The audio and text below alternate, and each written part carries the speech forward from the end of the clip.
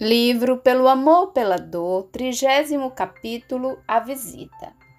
Quinta-feira era a noite mais devagar da semana no bar, porque o fim de semana ainda não havia começado. Os pagamentos eram nas sextas e os fregueses de Henry eram de uma classe operária que já estava sem dinheiro quando quinta se aproximava. Era por isso que Henry tocava o bar sozinho nesse dia, usando a queda de movimento para dar noite de folga aos seus funcionários. Henry olhou pelo salão. Ele não mudou muito desde que o comprou 3 anos atrás. Ele inspecionou o surrado bar, onde incontáveis gerações de manchas de cervejas e queimaduras de cigarro estavam encravadas na madeira escura. Olhou para os frágeis bancos do bar, alinhados ao acaso ao longo do balcão, e notou seus assentos de plásticos vermelhos descascados. Pendurada nas paredes que precisavam de pintura, estava uma variada coleção de relógios, cada um presenteado por uma diferente marca de cerveja. E o que seria de um bar no Texas, sem as cabeças de veado empalhadas e calendários de mulher pelada? Aquele bar tinha 2 cabeças de veado e vários calendários fora de época. Henry sorriu e lembrou-se por que eu não escolhi aquele local para o nosso primeiro encontro. Você estava certa, Mariane. Isto é um depósito de lixo, disse ele em voz alta. Henry virou-se e, vendo seu reflexo na parede espelhada atrás do bar, mostrou a língua para si mesmo. Mariane, temos de fazer alguma coisa. Este lugar está me deprimindo, brincou. O médio tinha me pedido para passar pelo bar naquela noite. Ele queria que eu estivesse ali quando Bill, o guarda do térreo, e seus amigos, entre aspas, chegassem. Para quê? Ironizei. Se eles aparecerem com capuzes brancos, não vai haver muito que eu possa fazer. Henry disse que não estava esperando nenhum membro da Ku Klux Klan, mas ele tinha a sensação de que alguma coisa iria acontecer. O relógio em neon da cerveja Miller marcava 11 da noite e, bem na hora, Bill e seus 2 amigos entraram pela porta da frente. Um era um homem alto, magro, de seus quase 50 anos. Ele estava um casaco marrom escuro e andava com ar de autoridade. O outro era mais jovem, mais baixo. Acho que tinha mais ou menos a mesma idade de Henry. Este estava vestido casualmente, com calça bege, camisa esporte azul e um boné do time de beisebol Texas Rangers. Não pude deixar de notar um pequeno crucifixo de ouro espetado no boné. Bill, o guarda que conhecia Henry cordialmente, foi até o canto do bar onde Henry estava. Eu lhe disse que iria passar por aqui com alguns amigos. Aqui estão eles. Henry assentiu e fez sinal para que ele se sentasse em qualquer lugar da casa. Normalmente eu já teria fechado, mas Bill disse que viria com amigos. Os 2 amigos, entre aspas, deram a Henry um rápido aceno e Bill partiu para as apresentações. Este aqui é o reverendo Parrone. Ele é o capelão da prisão. O homem mais jovem estendeu sua mão e Henry apertou-a. Uma alma perturbada, anotou Henry mentalmente. E este, Bill, pontuava suas palavras dramaticamente, como se estivesse apresentando uma celebridade de Hollywood. É o diretor Philip Hinges. Este é Henry Clark. Era óbvio que Bill estava feliz de estar na companhia do diretor em uma cidade em Livingston, onde mais da metade da população estava direta ou indiretamente empregada pelo sistema prisional, um diretor é tratado com respeito e deferência. Com as apresentações feitas, Bill pediu desculpas, dizendo que tinha de ir para casa e para sua esposa. Obviamente, sua saída tinha sido planejada anteriormente. Henry pôs uma garrafa de cerveja na frente de cada homem. É por conta da casa, ofereceu, e abruptamente perguntou o que eles queriam.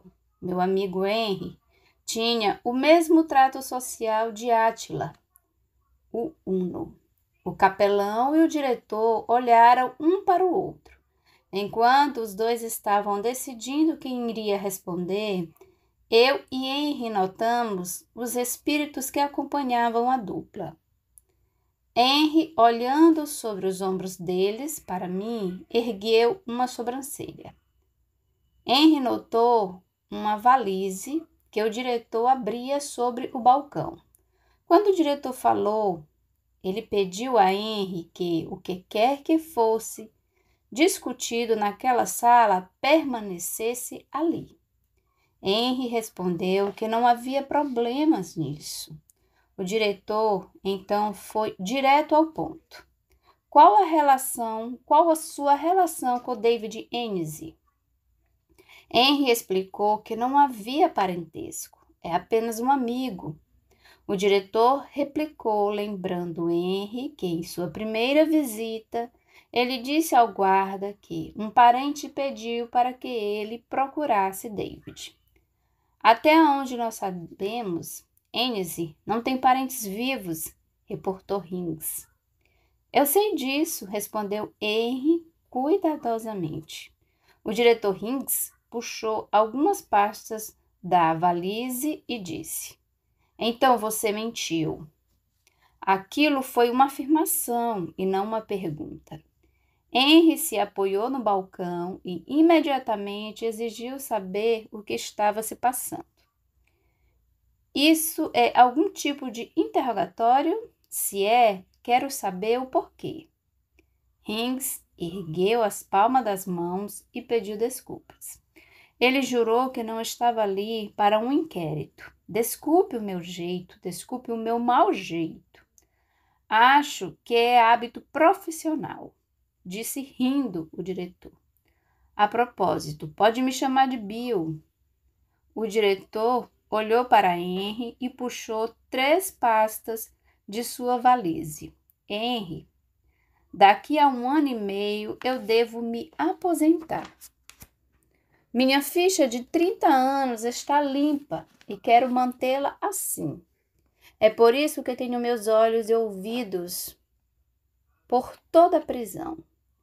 E esses olhos e ouvidos me dizem que algo estranho está acontecendo. Veja você. Eu não disse errado, eu disse estranho. Você não trabalha em um sistema prisional por mais de 25 anos sem desenvolver um sexto sentido. Henry mal conteve o sorriso que tentou se abrir em seu rosto. Sim, eu sei o que quer dizer, respondeu o médico.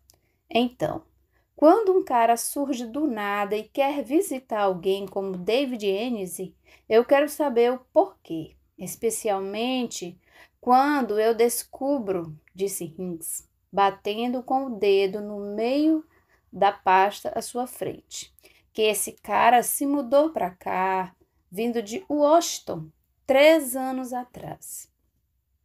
O diretor acrescentou que os prisioneiros podiam escrever e ter visitas de quem eles bem quisessem. Alguns deles até se casam no corredor da morte, com uma mulher que já esteja lá longe, como na Europa. O capelão Parrone falou pela primeira vez. De certa forma, Henry, legalmente nós nem deveríamos estar aqui falando com você esta noite. Muitos podem dizer que o diretor estaria interferindo nos direitos de um prisioneiro. E acrescentou ironicamente: e eles têm tão poucos direitos. O diretor abriu a primeira pasta à sua frente. Eu não deveria estar fazendo isto também, confessou enquanto dava os papéis para Henry. Este é o arquivo do prisioneiro Enise. É confidencial. O capelão chamou a atenção para uma carta que David tinha escrito para seu advogado, que foi encaminhada para a prisão pelo escritório-geral da promotoria. Ele está dizendo ao seu advogado para não entrar com mais nenhuma apelação. A data de sua execução pode ser marcada dentro dos próximos 6 meses, alertou o capelão.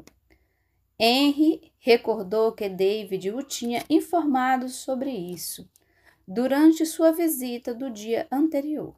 Agora, olhe para isto, disse o capelão, passando-lhe uma outra carta. Esta era endereçada ao próprio reverendo. Henry pegou o pedaço de papel, leu silenciosamente e sorriu. Então, ele quer que eu seja seu conselheiro espiritual. O que é isso? Perguntou ele sem tirar os olhos da carta. O diretor Higgs olhou para o reverendo e pediu permissão para explicar. 24 horas antes do procedimento, o preso é levado para Westonville, a 12 quilômetros ao sul, onde as execuções acontecem na unidade Walls. Lá, ele é colocado numa cela especial. Ele é um pouco maior do que em a que ele está agora. É uma cela normal, fechada por barras de aço e não por concreto. Nós a chamamos de cela da vigia, porque o prisioneiro é constantemente monitorado. Ele pode escolher um conselheiro espiritual para estar com ele. Ele quer você. Mas aí temos um problema. Nosso regulamento diz que o conselheiro espiritual deve ser um padre ordenado, pastor ou pregador de uma religião ou fé reconhecida. Ele pode ter qualquer um que quiser. Ele pode mandar trazer um curandeiro do Haiti, se ele for um representante diplomado da tal religião. O capelão perguntou a Henry se ele era qualificado. O médium pediu licença. Tenho de ver se posso achar uma coisa lá atrás. Foi tudo o que ele disse. O diretor e o reverendo esperaram com as suas cervejas, enquanto Henry desapareceu atrás da cortina que separava o bar de uma sala de depósito. Eles ouviram os sons abafados de caixas sendo removidas. Henry praguejando e mais caixas arrastadas pelo chão, na sala de trás. Depois de uns 10 minutos, um Henry um tanto desarrumado apareceu. Ele olhava aliviado enquanto trazia uma caixa de papelão cheia de papéis amarelados em sua mão. Achei o que estava procurando, declarou o médium. Ele empurrou a caixa sobre o balcão para Higgs, mas pediu ao capelão. Dê uma olhada e me diga o que você acha. O jovem capelão espiou sobre o ombro do diretor, em voz baixa. Eles conferiram e Henry, fingindo desinteresse, ouviu cada palavra. Até ouviu quando o diretor perguntou ao capelão: o que raios é a Associação Nacional de Igrejas Espíritas? O capelão disse que ouviu falar sobre isso, até conhecia um de seus pastores em Oklahoma. É legítimo, anunciou o capelão. E eu vou avaliar. E acrescentou com um sorriso: estes papéis explicam muita coisa. Henry mostrou a eles seus papéis de ordenação como pastor e certificado como médium da igreja da associação em Washington. Ele tinha obtido aqueles papéis quando tinha 19 anos. O diretor inquiriu o capelão: o que quer dizer quando diz que estes papéis explicam muita coisa? O reverendo Parrone ignorou a pergunta e, sem tirar seus olhos de Henry, informou que havia conversado bastante com David recentemente. Ele é certamente um homem mudado. Tentei convencê-lo a não cancelar suas apelações. Sempre há esperança, eu lhe disse. Ele não ouviu, mas me deu uma aula de responsabilidade pessoal que faria qualquer teólogo corar de vergonha. Reverendo, ele disse, eu sou culpado. Eu tenho de encarar isso e assumir a responsabilidade sobre meus atos. A morte é apenas o começo. Eu tenho um longo caminho a percorrer. O diretor ouviu quando o capelão repetiu o que o prisioneiro disse sobre Henry. Ele o chamou de amigo, disse o reverendo Parrone. Ele disse que você mostrou a ele que há uma vida além desta. Ele resolveu viver o que quer que reste desta vida, sabendo que há outra depois. Ele sente que, apelando, ele apenas estaria brincando e, como ele mesmo disse, fazendo pouco do que ele agora acredita. Eu não pude deixar de sussurrar ao ouvido de Henry. Você sempre disse que queria ajudar as pessoas a mudar seu modo de vida. Henry fechou seus olhos e sorriu. O capelão Parrone disse a Henry o quanto o prisioneiro tinha mudado durante os últimos meses.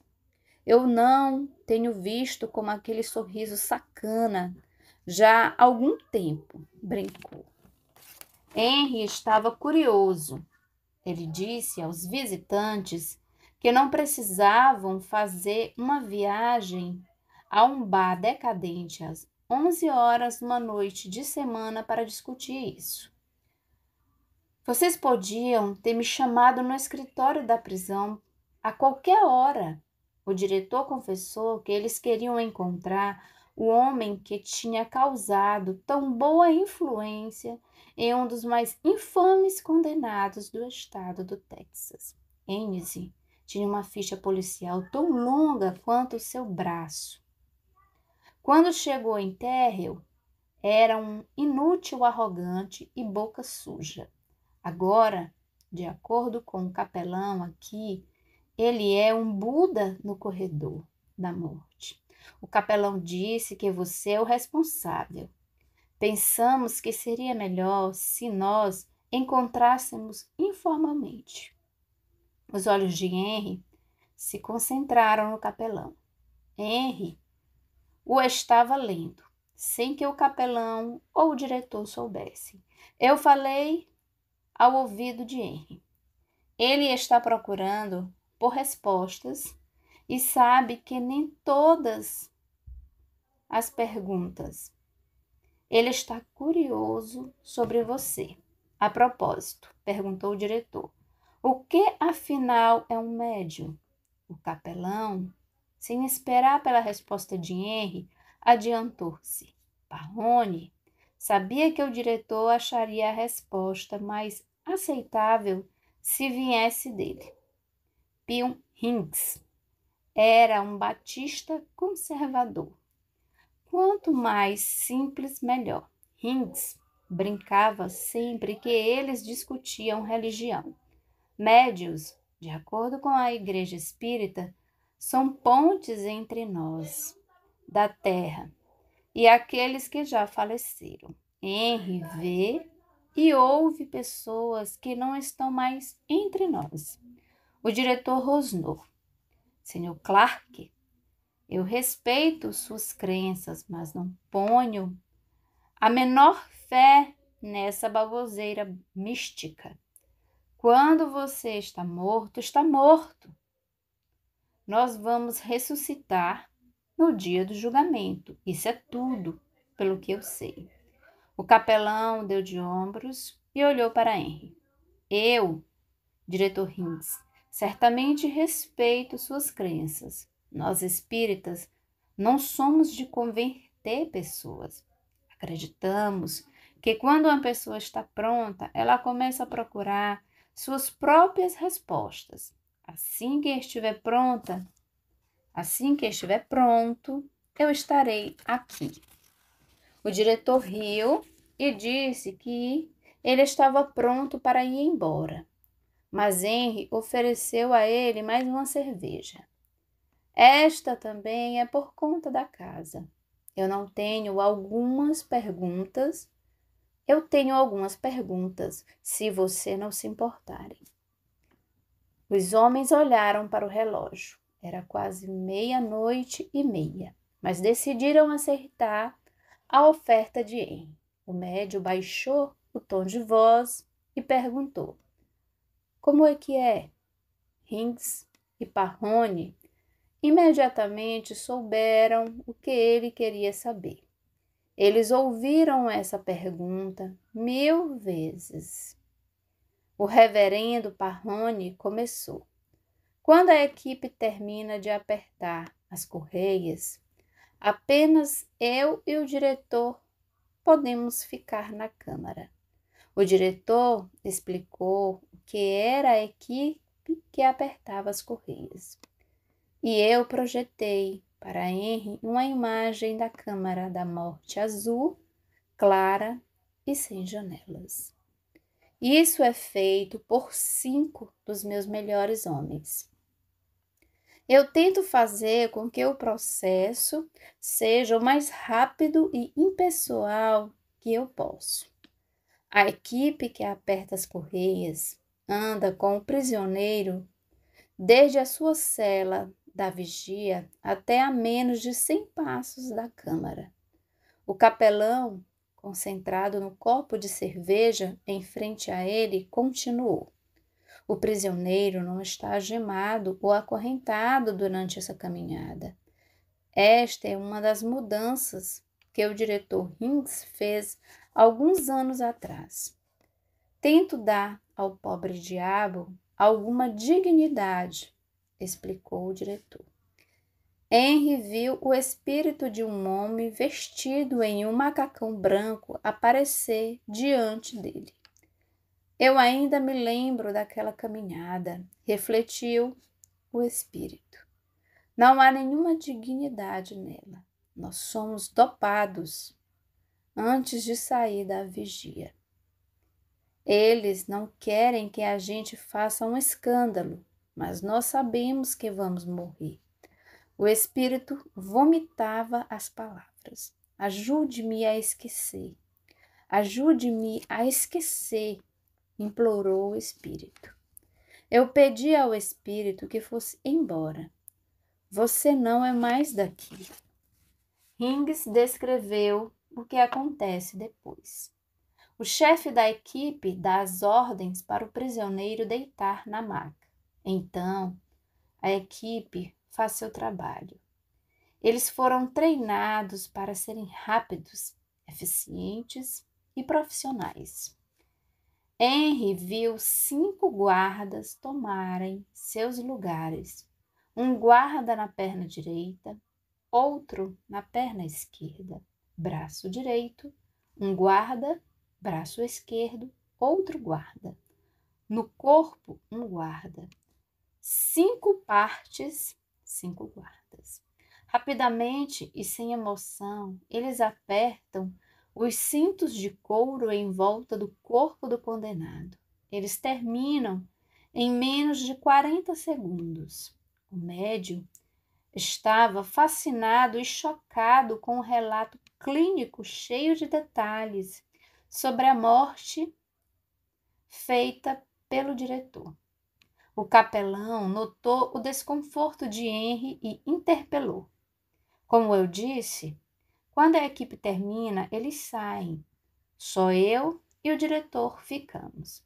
Um paramédico que fica em pé em um dos cantos aproxima-se da maca e aplica a agulha que os prisioneiros chamam de estaca na veia do condenado. Henry sentia um calor queimando toda a extensão de seu braço direito. Era óbvio o que estava acontecendo. O médium estava revivendo cada momento da execução do espírito de Macacão Branco. Ele se recusava a deixar o bar. O diretor explicou que eles, às vezes, têm dificuldade para achar a veia. O corpo humano tem uma capacidade incrível de se proteger. Às vezes, as veias se encolhem. O capelão disse ainda que nem médicos nem enfermeiras são envolvidos nas injeções. Eles não querem ter nada com aquilo porque o procedimento é contra a ética médica. Depois que a agulha está na veia, nós estamos prontos para prosseguir. As cortinas são abertas, assim as testemunhas podem ver dentro da câmara, disse o diretor. Ele descreveu como, atrás do vidro blindado à prova de balas, as testemunhas são divididas em 3 grupos: imprensa, parente das vítimas e aqueles que são convidados pelo condenado. Nenhum grupo tem qualquer contato com o outro durante o procedimento, assegurou Rins. O espírito no macacão branco choramingou. É como o Coliseu Romano, quando eles atiravam os cristãos para os leões. Tire-me daqui, implorava ele. O capelão contou a Henry sobre um microfone suspenso sobre a cabeça do homem que estava para morrer. Está lá para que ele possa dizer suas últimas palavras, esclareceu Parrone. Normalmente o preso pede desculpas à família da vítima e à sua própria família, se algum deles está lá. Ele pede perdão a Deus ou a Jesus, e é isso. O diretor riu e perguntou ao reverendo se ele se lembrava do cara que, depois que o time de futebol Dallas Cowboys ganhou um jogo espetacular de virada, fez sua declaração final e adicionou: "Ah, sim, diretor. Quase esqueci. Que coisa daqueles cowboys. Eu era inocente, mas ninguém ligou.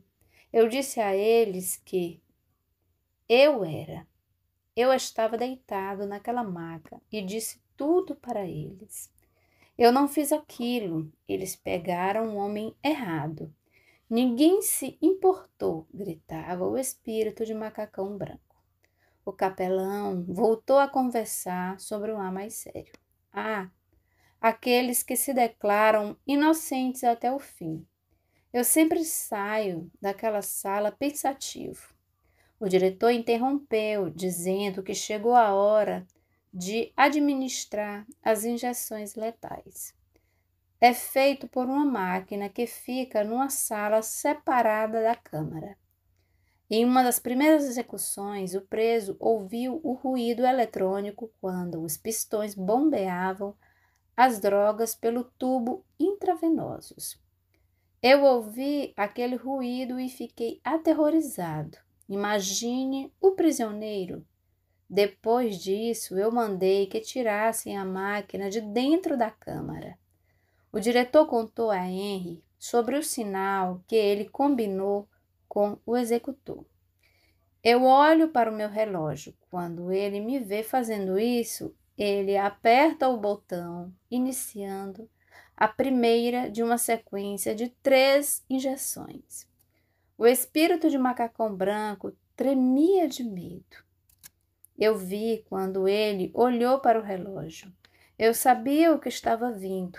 Ouvi os ruídos, vi o veneno passar pelos tubos intravenosos. Eu vi aquilo se enfiar em mim.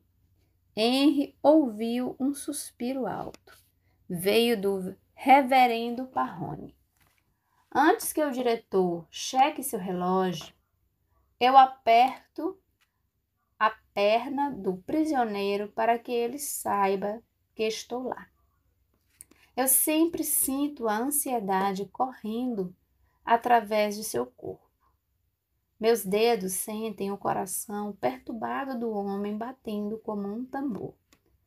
Eu posso ver o suor brotando de cada parte de seu ser. Muitas vezes, eu posso sentir os tremores do corpo se debatendo contra as correias de couro. E isso nunca falha, não importa o quão amargo ou revoltado o prisioneiro é. Eles sempre me agradecem.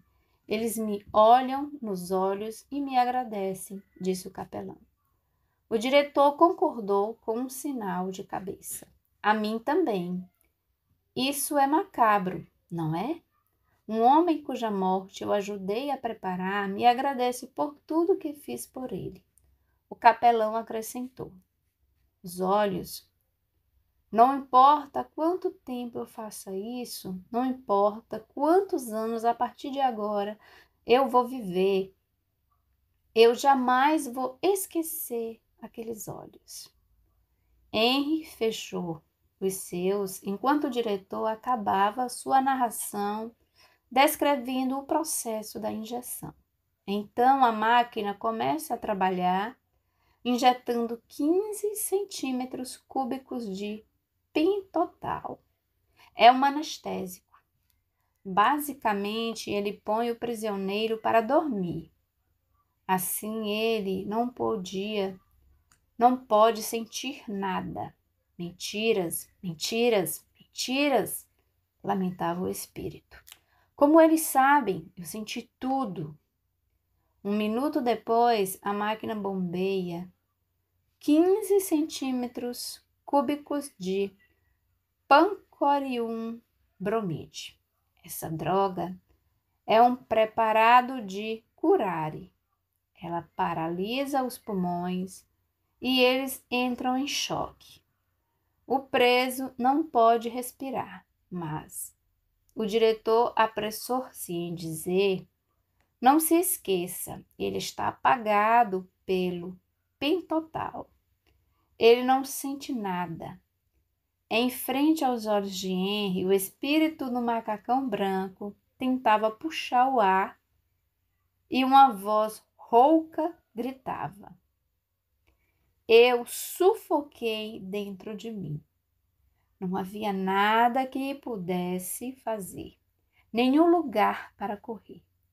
Depois de mais 1 minuto, a máquina põe 15 centímetros cúbicos de cloreto de potássio nos tubos. Essa droga para o coração está acabado. Henry ouve um grito alto e penetrante nascendo das entranhas do espírito de macacão branco.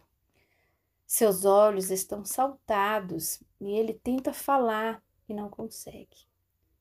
Todos os seus músculos, não apenas seu coração, entraram em choque e travaram, apertando-se uns contra os outros. Bill Higgs golpeia o ar diante dele com sua mão direita. Limpo, profissional e impessoal. Desde o momento em que o prisioneiro sobe na maca, até que o legista o declare morto, todo o processo leva 20 minutos. No entanto, num momento de sinceridade, o diretor confessou: como eu disse, eu me aposento em 1 ano e meio. Não vou sentir saudade disso tudo. E levantando-se de seu banquinho, o diretor disse que estava na hora de ir para casa e perguntou ao capelão se ele iria junto. O reverendo Parrone respondeu que não. Ainda havia algo que ele queria conversar com Henry. Disse, apontando para a terceira pasta que não foi aberta. Está certo, lembrou o diretor, mas você não precisa de mim. Isso é entre vocês dois. O que você decidir está bem. Hingis disse seus boas noites e saiu para a noite quente e úmida do Texas. O espírito de macacão branco saiu com ele. O diretor é um bom homem, observou o capelão. Ele faz o melhor que pode, pelo menos ele vai se aposentar em alguns meses. Eu não sei se posso aguentar por muito tempo. Henry perguntou quantas execuções ele havia visto. Exatamente 156. Há 2 marcadas para a semana que vem. Até o fim deste ano vou estar perto de 175. Fico imaginando se continuo sendo uma parte do procedimento, como diz o diretor. Eu estou tendo uma outra visão sobre tudo isto. Talvez eu pudesse fazer mais o bem do lado de fora. Henry aconselhou-o, dizendo: às vezes Deus manda seus anjos ao inferno.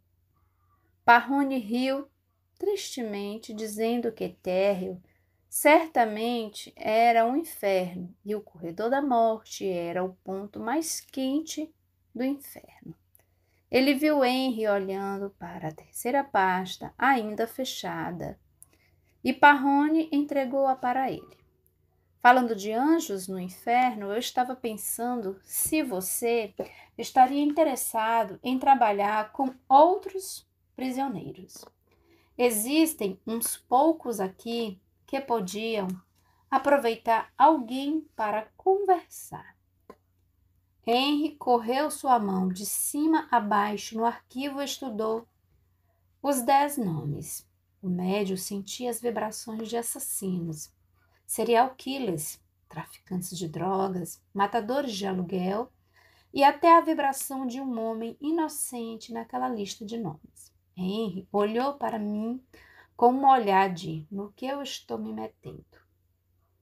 Eu dei de ombros e repeti as palavras que ele havia falado poucos minutos atrás. Às vezes Deus manda seus anjos para o inferno. O que eu faço? Suspirou Henry. A mesma coisa que fez com David, respondeu o capelão. Escreva uma carta, veja se eles o colocam na lista de visita. A propósito, comentou o reverendo, foi uma carta e tanto. David me deixou ler. Parrone pensou que Henry parecia preocupado e disse que o diretor não sabia nada sobre a carta. Henry balançou sua cabeça e disse que não era isso o que tinha em mente. O capelão perguntou a ele qual era o problema. Nada. Um homem chamado Jack, mas que você chamava de Johnny, quer dizer, Malou, disse que você deve estar preparado. Deus manda mesmo seus anjos para o inferno, ele disse. Agora ele está me mostrando uma garrafa de uísque. Após breve pausa, Henry comentou: espere um segundo. Seu nome era Jack, mas você o chamava de Johnny, porque ele bebia Johnny Walk. Isso significa alguma coisa para você? Parrone ficou pasmo diante de Henry e praguejou em voz alta. Maldito seja, é meu tio Jack. Ele está morto já há 5 anos. O homem me ajudou a ir para a faculdade. Henry olhou para mim e sorriu. Bom, maldito seja o seu, repetiu.